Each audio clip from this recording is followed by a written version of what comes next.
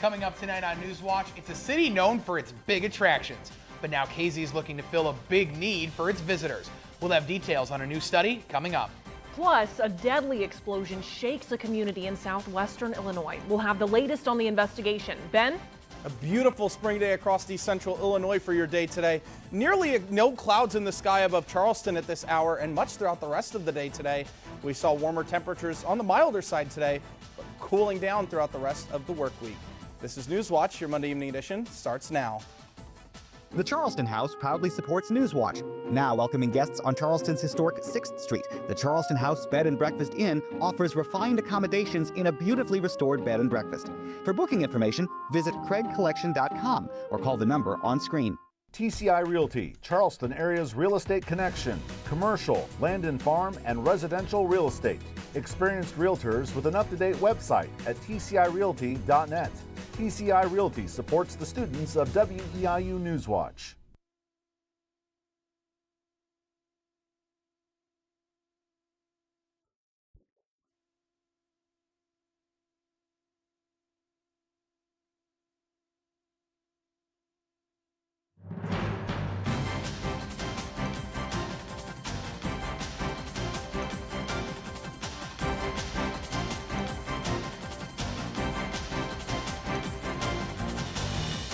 A local community that draws thousands of visitors is now looking to add a place for those visitors to stay. Good evening and thanks for joining us. I'm Olivia Bennett. And I'm Matthew Posner. Tourists come from all over the world to visit KZ, but a new study shows the city could use some more lodging.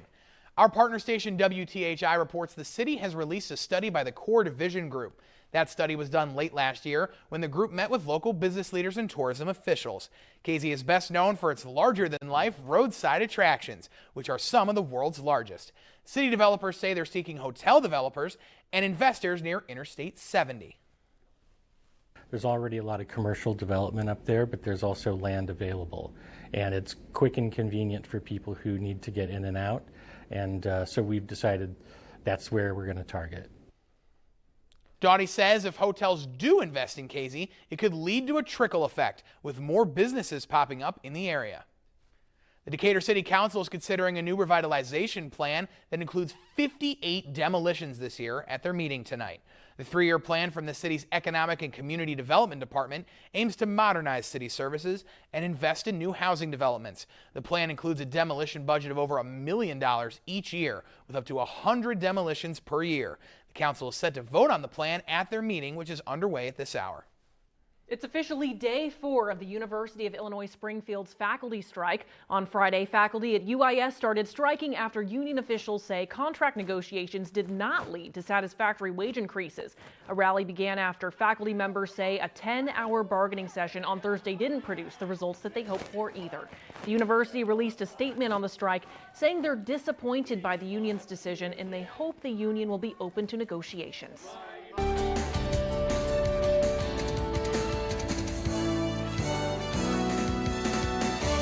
Good evening. Absolutely beautiful conditions for your Monday across the area. Beautiful clear skies here in Charleston at this hour, looking out on our WeatherBug camera. Temperatures today were up into the mid to upper 50s for most of us, even as warm as 61 degrees down to the southeast in Robinson. We were on the chillier side here in Charleston, 57 degrees for our high today. Still holding on to those near daytime high temperatures, but we are starting to drop down under those clear skies. That'll help to let some of that radiation that we received during the day today escape into the atmosphere and back out to space. We will see clouds moving back in, but that's not the real story overnight tonight. Nearly back to freezing for our overnight low, and some of us to the far west could even have a chance for some rain and possible snow. I'll have the full details on that coming up in just a few minutes' time.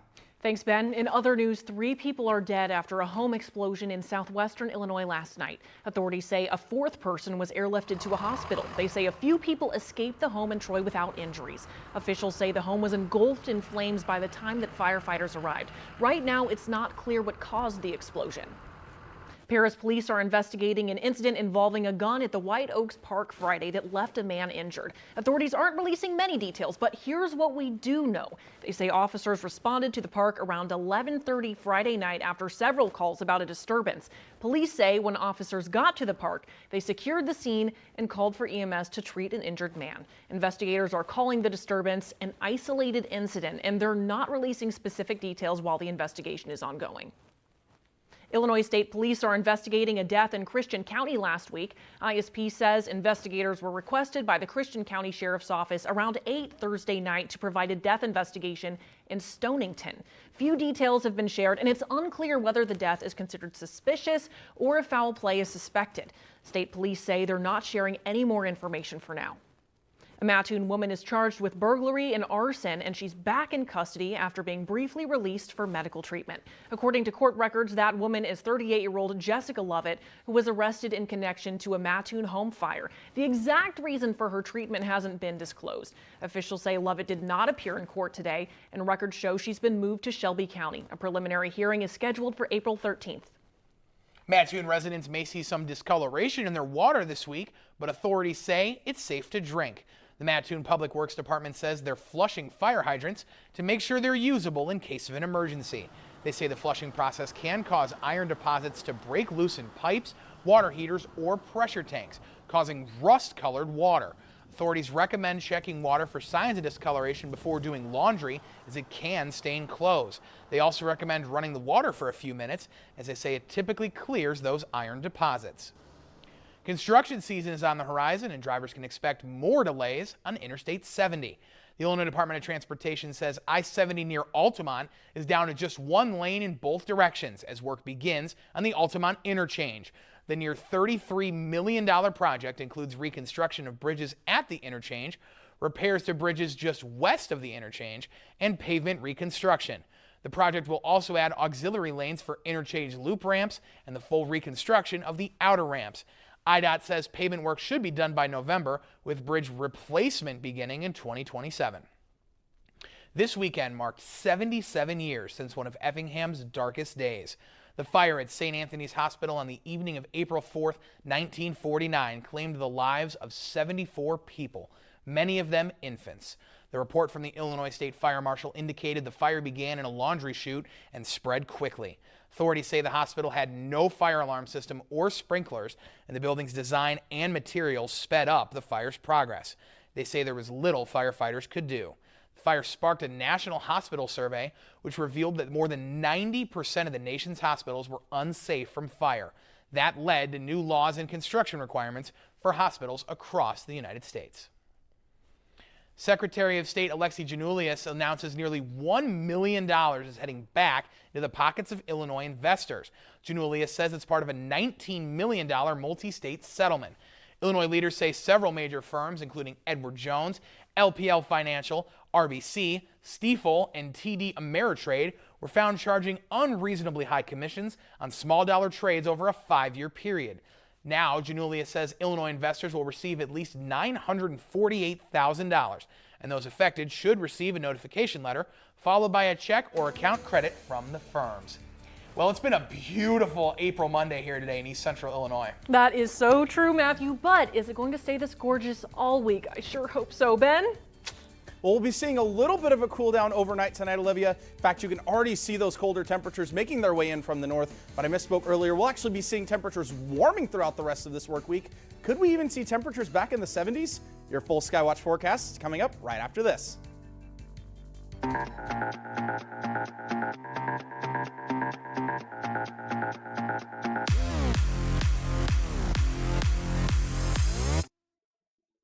Spring is a time of rebirth, and eggs symbolize just that. So when the second eaglet of a couple of bald eagles hatched on Easter Day, Jackie and Shadow are the proud parents of the pair of chicks. The beloved Big Bear Valley bald eagles are basically the stars of their own reality show. Their nest is live streamed 24/7, and soon their fans, or rather local Big Bear third graders, will pick the names for the couple's eaglets, as has been tradition since 2014.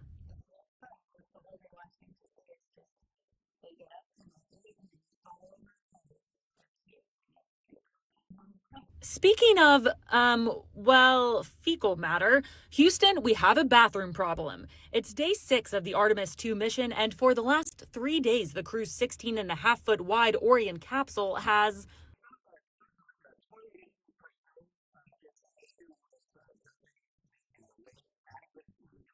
mission controllers on Earth continue to troubleshoot the persistent problems along with the help of the astronauts hurtling through space.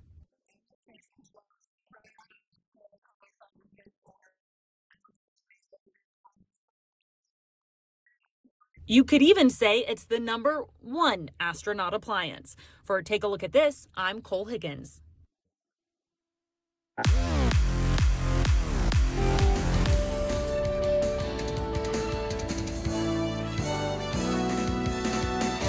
Good evening. Clear and sunny today, but that wasn't the case this past week. We started off the month of April very wet across east central Illinois. Over 2 inches of rain has fallen so far in Decatur this month, just under that 2-inch mark in Tuscola. Much of the northwest saw a little bit more of that rainfall, including in areas around Champaign. A little bit further to the south and east, though, Pana only clocking in exactly at 1 inch, and we were under 1 inch for the month of April so far here in Charleston. Some of us do have the chance to add to those totals overnight tonight, though. You do see this cell of rain starting to trek its way from the southeast, or trek its way from the coming into the southeast rather, and also colder air coming in from the north, causing temperatures to get back near freezing for our overnight lows tonight.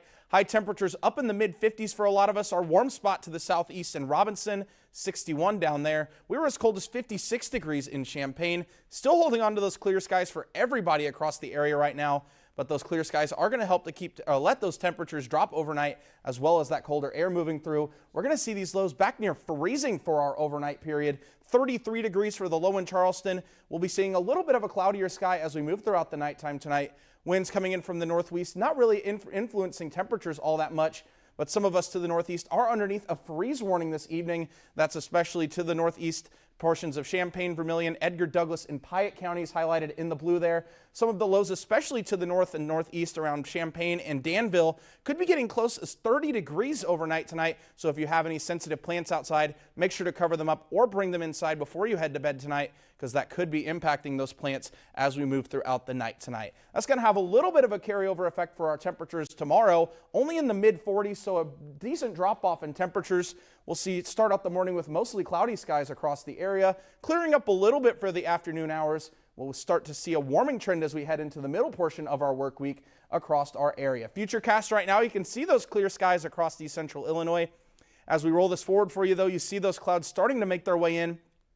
I did toy the possibility of some snowfall. A lot of models are suggesting there could be some snowfall, especially to the west and southwest portions of our area. Now, I don't think this is going to be accumulating a whole lot. Much of this will be in the upper atmosphere as that colder air moves in. Now, if this does accumulate, it'll be a very light dusting, especially towards areas around Springfield, Taylorville, and Shelbyville. Most of that will melt as soon as the sun comes up tomorrow and those temperatures start to warm up. Clearing up a little bit throughout the rest of the day on Tuesday, but we'll see more clouds moving back in as we head in towards our Wednesday. And we have a couple chances for some additional rainfall, a little bit more substantial for a lot of the area. The main chance we're tracking here soon is going to be moving into Friday and overnight into Friday night, and especially Sunday into Monday. We are tracking the chance for some showers there as well. Looking forward, so that's not going to be keeping temperatures down. We'll see these temperatures continuing to warm back near 80 degrees closer towards Thursday. Looking past that, we'll see these temperatures stay on the warmer side than our average.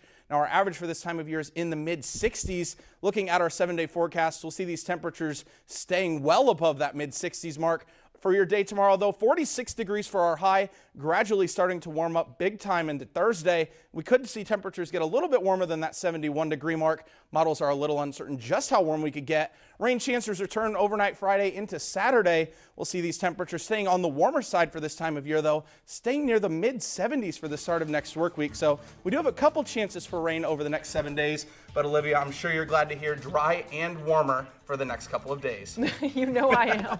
I'm just happy that it's perfect weather for somebody's birthday today. Happy birthday, Ben. I tried to make you. you a party hat, but it's not great. It's not beautiful. It's the Happy birthday, WEIU Ben special, Whitney. ladies and gentlemen. Well, thank you, Ben, and happy birthday. And coming up tonight in sports, the men's college basketball championship takes place tonight. Matthew, that's And you. despite an incredible run, it will not include the Fighting Illini. I'll have the full highlights of their Final Four showdown against UConn and a preview of the national championship on your WEIU Sports Watch report right after this. Thanks for watching.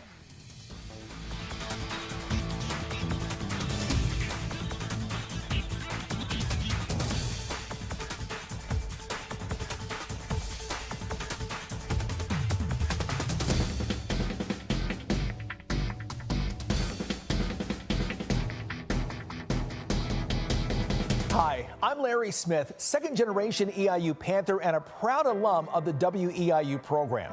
For nearly 4 decades, I've had the privilege of reporting on some of the biggest stories of my generation, from getting to know so many East Central Illinoisans to a quarter century on the anchor desks at CNN Sports and Turner Sports, covering major events worldwide, championship celebrations, and even presidential inaugurations. It's been a career that has far exceeded even my wildest dreams.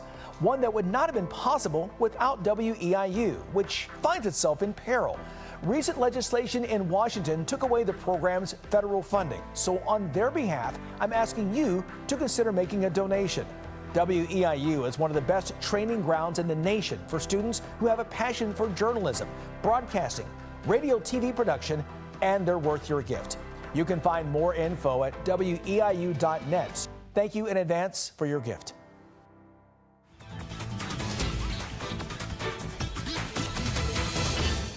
Illinois men's basketball's special March Madness run has taken them all the way to the Final Four for the first time since 2005. Now they face the UConn Huskies with a trip to the national championship on the line. Early on, Tomislav Ivicic buries a deep three-pointer to give the Illini their first lead of the ballgame. But it doesn't last long with the Huskies on the prowl as Elite Eight hero Braylon Mullins proves that miracle shot was no fluke. UConn goes into the half up 37-29. With less than 5 to go in the game, Illinois needs a run, and he needs it now. It isn't pretty, but Andrei Stojakovic eventually nails a tough layup to give the orange and blue some hope. What follows, however, is nothing short of a tragedy. Ivicic saves the ball from going out of bounds, but it falls right in the hands of a Husky, and so the ball drops the anvil on this game-sealing breakaway jam. A painful end to a historic season for the Fighting Illini, as the Huskies win 71-62. Illinois star freshman Keaton Wagler had a historic run of his own this season, and he has nothing but love for his fellow teammates. Yeah, there was a lot of emotions, a lot of tears. I think that's just on how hard we worked this whole year, and you never want the season to end. So I mean, that's what it was. But I think we had a really great season, a special season, making history. I love it, each and every one of my teammates, and I wouldn't have wanted to do it with anyone else. With that, Illinois finishes the season 28-9 and 15-5 in Big Ten play. It's the best season for the Illini since head coach Brad Underwood took over the program in 2017. In the second semifinal, the Michigan Wolverines upended Arizona 91-73 in a battle of the last 2 1 seeds, setting the stage for tonight's showdown. Michigan, UConn, 2 historic programs looking to add another title to their trophy case. And when the dust settles tonight, there will only be one shining moment. The 1-seeded Wolverines are the favorites and have dominated everyone they've played so far this March Madness. Perhaps the biggest concern for the Wolverines is how healthy their superstar forward Yaxel Lendeborg is after he left their Final Four victory over Arizona with a knee injury. Lendeborg will play tonight against the Huskies and is not expected to be on a minutes restriction. On the other side, UConn looks to continue their recent postseason dominance. With a win tonight, the Huskies will win their 3rd NCAA title in the past 4 seasons. The winner-take-all national title game tips off at 7:50. And Sports Watch will have the full recap tomorrow night. We head over now to the Diamond, where EIU softball battles UT Martin with the top spot in the OVC on the line. In Game 1 on Friday, UT Martin's Karina Recrosio wins it in the 9th to take the opener. But the second game would be a much different story. The Panthers' offense comes alive in a 9-1 victory that was called in the 5th due to weather. As for baseball, despite a disastrous loss to Tennessee Tech on Thursday, EIU rebounded on Friday night, crushing the Golden Eagles 13-1. In the series finale, a crazy 8th inning would propel the Panthers to a 9-6 win to wrap up the weekend. And to top it all off, third baseman Mike O'Connor is named the OVC Player of the Week. Eastern plays Northern Illinois tomorrow afternoon at 3. In the majors, the St. Louis Cardinals have surprised in the early goings of the 2026 campaign and now get their moment in primetime against the Tigers for the final game of the series. Detroit gets on the board first in the third thanks to Kerry Carpenter, who just carries this over the center field wall for a 2-run dinger. Down 2-1 in the fifth, though, it all turns around for the Cards. Victor Scott shocks the Tigers by bunting with a runner on third. Emmanuel De Jesus tries to recover but makes a costly mistake trying to throw Scott out at first, and the Cardinals tie it up. 2 batters later, Ivan Herrera rips a line drive to right, and 2 runners score, giving St. Louis control. Nolan Gorman adds a sac fly with the bases loaded in the 8th, and the Tigers' offense can't respond.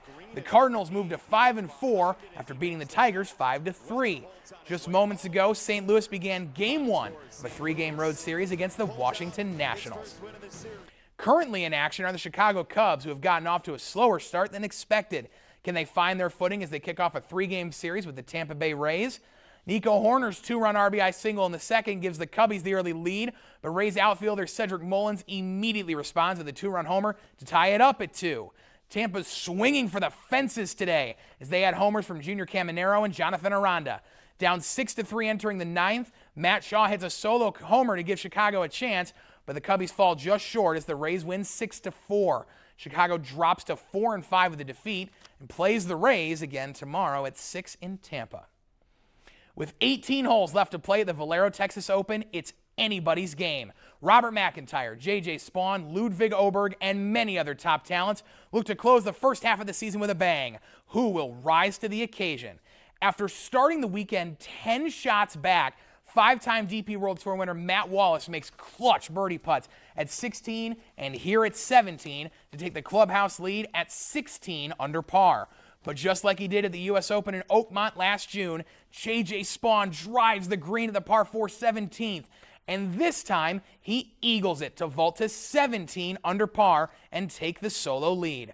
Robert McIntyre gets to 16 under and needs a birdie at 18 to tie him, but his putt is not even close. And Spawn wins the Valero Texas Open for his first win since the U.S. Open.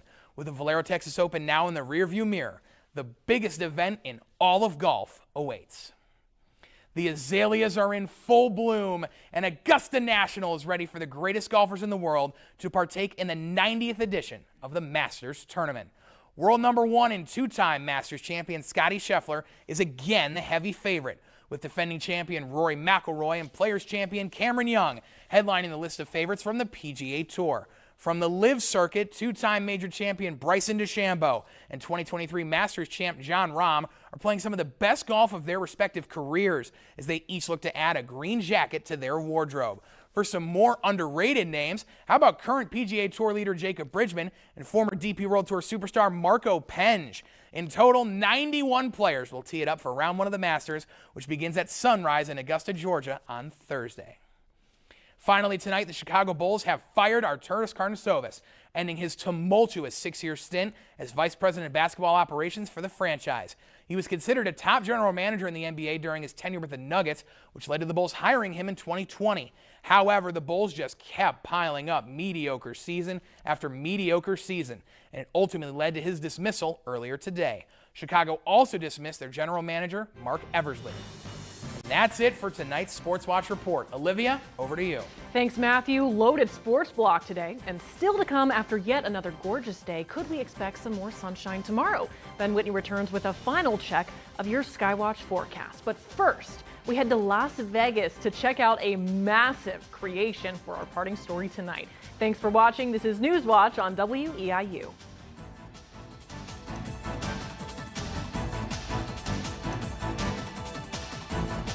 Hi, I'm Everett Lau, an Eastern Illinois University graduate from the class of 2021.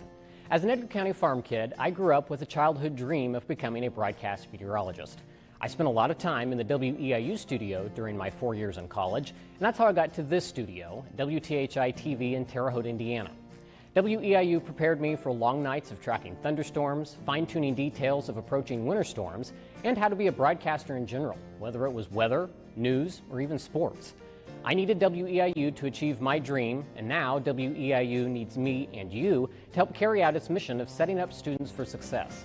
Please consider making a financial gift to support WEIU so the station and its dedicated staff can continue operating this outstanding training ground for aspiring broadcasters, journalists, and scientists. Your gift can allow local students like me provide local programming for our local communities. Learn more at weiu.net or by calling the station. Thanks for watching. Finally tonight, we leave you with a massive work of art. Check this out. Las Vegas metal artist Kevin Stone recently finished work on gold spar. It's the largest steel dragon in the world, measuring 26 feet tall, 70 feet long, and weighing 17,000 pounds. The massive sculpture was commissioned 2 years ago by a resort being built in Wisconsin. And the dragon was made by hand by Stone and his team. While back at home here, Ben Whitney is constructing a final check of your Skywatch forecast. We'll be on the chillier side overnight tonight, Olivia, near freezing for our overnight low in Charleston. We'll see temperatures back to start rebounding during our day tomorrow. A little bit on the cooler side for your Tuesday, but then gradually starting to warm up near the 70s as soon as Thursday. Now, we do have a couple chances towards the back half of the work week for some rain showers, but overall these temperatures are going to be trending upwards. We could be in the mid-70s as soon as the start of next week. I'm happy. I'm happy about it. You can't ask for much more from an April forecast, especially this early in the month, so I love it. Thank you, Ben, and thank you for joining us tonight. And we leave you tonight with some scenes of spring. Have a great night.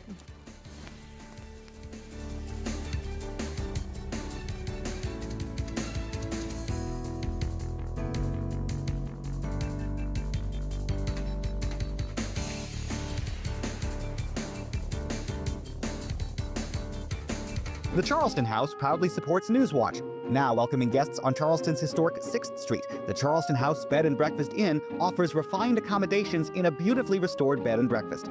For booking information, visit craigcollection.com or call the number on screen. TCI Realty, Charleston area's real estate connection, commercial, land and farm, and residential real estate. Experienced realtors with an up-to-date website at tcirealty.net. TCI Realty supports the students of WEIU Newswatch.